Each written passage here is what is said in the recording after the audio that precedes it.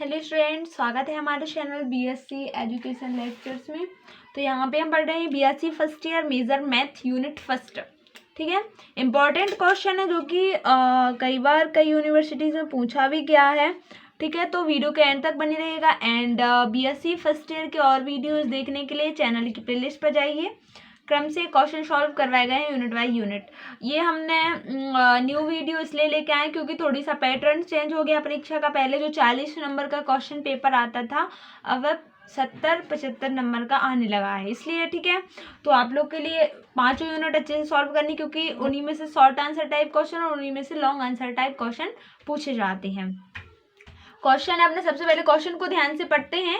आव्यू A is equal to 3 4 5 6 7 4 5 6 7 8 5 6 7 8 9 10 11 12 13 14 and 15 16 17 18 19।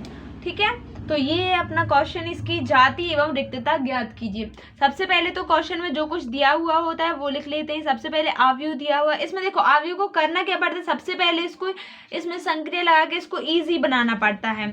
ठीक है, तो इजी बनाएंगे, उसके बाद इसकी जाति एवं रिक्तता पता करेंगे। अब देखो इसमें संक्रिया लगाएंगे और इसको इजी बताएंगे। सबसे पहले देखो, अगर R3 में चेंज करें, R3 में से अगर R1 को घटाएं, यानी 5 में से 3 जाएगा 2, 6 में से 4 जाएगा 2, 7 में से 5 जाएगा 2, 8 में से 6 जाएगा 2, यानी R3 में से R1 को घटाएंगे तो सब में 2 2 बच जाएगा। इसी प्रकार अगर R4 में करेंगे चेंजेस, तो देखो R4 में से अगर R1 घटाएंगे तो 10 में से 3 7, 11 में से 4 7, 12 में से 5 7, 13 में से 6 7 और 14 में से 7 7 बचेगा। यानी यहाँ पे दो संक्रियाएं लगा लेते हैं। एक R3 में चेंजेस कर लेंगे, तो R3 के लिए कौन सी संक्रिया लगाएंगे, R3 में से R1 को माइनस करेंगे तो सब में क्या आ रहा था, 2 2 बच रहा था। एंड R4 में जब चेंजेस करेंगे तो R4 के लिए अपन ने क्या निकाला था, अगर 10 में से 3 जाएगा 7, सब में 7 7 बच रहा था, यानी R4 माइनस R1 हो जाएगा। ठीक है, यहाँ पे।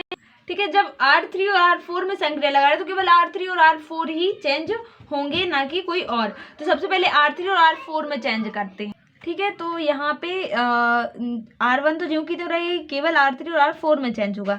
3 4 5 6 7 ज्यों कहते हो, 4 5 6 7 8 ज्यों कहते हो। अब देखो R3 में से R1, यानी 5 - 3 2 आ जाएगा, 6 - 4 2 आ जाएगा, 7 - 5 2 आ जाएगा, एंड 8 - 6 2 आ जाएगा, 9 - 7 2 आ जाएगा। ठीक है, इतना क्लियर है। अब देखो R4 में से R1 को घटाते हैं, तो अब देखो R4 में चेंज होगा, क्योंकि संक्रिया केवल अपन R3 और R4 में लगा रहे हैं ना, इसीलिए। तो R4 10, ये अपनी पूरी रो क्या कहलाएगी, रो देखो रो अपनी ऐसी कहलाती है और कॉलम अपनी इस टाइप से कहलाती है। ये कॉलम तो R4, यानी ये इस पूरी रो में चेंज होगा। तो 10 - 3 क्या हो जाएगा, 7, 11 - 4 क्या आ जाएगा, 7, 12 - 5 क्या आ जाएगा, 7, एंड 13 - 6 यहाँ पे 7 हो जाएगा, यहाँ पे भी 7 आ जाएगा। ठीक है, तो 4 वाली में चेंज हो गया। अब नीचे वाली जो की तो लिख देते, क्योंकि इसमें कोई चेंज नहीं करना है, यहाँ पे अपन ने कोई संक्रिया नहीं लगाई है। ठीक है, अब देखो अगर R2 में से R1 को घटाते हैं, 4 में से 3 1 जाएगा, 5 में से 4, 6 में से 5 1 1 बच रहा, तो इसको भी अपन चेंज कर देते हैं, यानी R2 में भी चेंज कर देते हैं। ठीक है, यहाँ पे R2 के लिए चेंज करेंगे तो R2 में से R1 को घटा रहे हैं, तो अपना क्या बचेगा, ओनली 1 1 बचेगा ना R2 में, इसीलिए।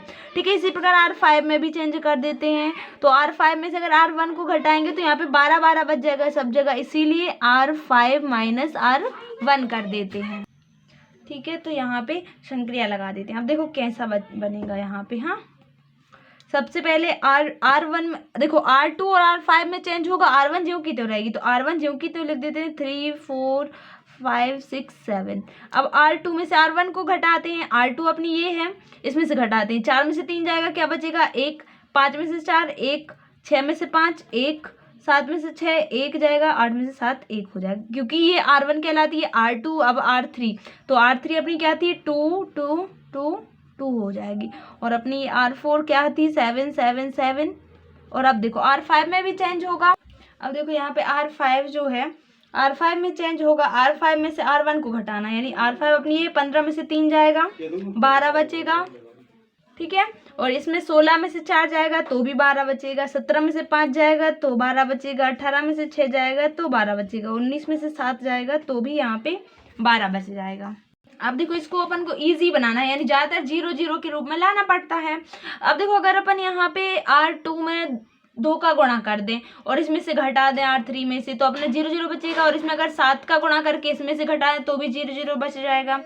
और यहाँ पे तो यहाँ पे संक्रिया लगाते हैं। अगर देखो R3 इज इक्वल टू क्या कर दें, R3 इज इक्वल टू अगर 2R1 कर दें, ठीक है, यानी R3 इज इक्वल टू अगर R3 में से 2 का गुणा करके R1 घटा दे तो 0 बच जाएगा। अगर 2 2 का यहाँ पे गुणा करके फिर 2 में से इसको घटाएंगे तो 0 0 आ जाएगा। इसी प्रकार अगर R4 में करेंगे, R4 माइनस R4 के अपनी 7 7, अगर इस वाली में 7 का गुणा करके घटा दें तो 0 बच जाएगा, ठीक है। तो यहाँ पे 7 का मल्टीप्लाई करके R2 को घटा देंगे, सॉरी यहाँ पे 2R1 नहीं 2R2, क्योंकि R2 में मल्टीप्लाई करेंगे। इसी प्रकार R5 में भी चेंजेस कर देंगे। तो R5 इज इक्वल टू अगर R5 माइनस अगर इसमें से 12 का गुणा करके R2 को घटा दिया जाए तो भी अपना 0 बच जाएगा, ठीक है। तो यहाँ पे देखना सबसे पहला काम देखो केवल चेंजेस किस किस चीज में होगा, R1 R2 में तो नहीं हो रहा चेंज, केवल R3 R4 और R5 में होगा। तो R1 R2 तो हमने जो कि तो लिख ली। अब R3 अपनी ये है, ठीक है, और उसमें 2 का मल्टीप्लाई करके R1 को घटाना है। यहाँ पे 2 का मल्टीप्लाई कर देंगे तो 2 एकम 2, 2 में से 2 जाएगा अपना 0, यहाँ पे भी 0 आ जाएगा, यहाँ पे भी और यहाँ पे भी।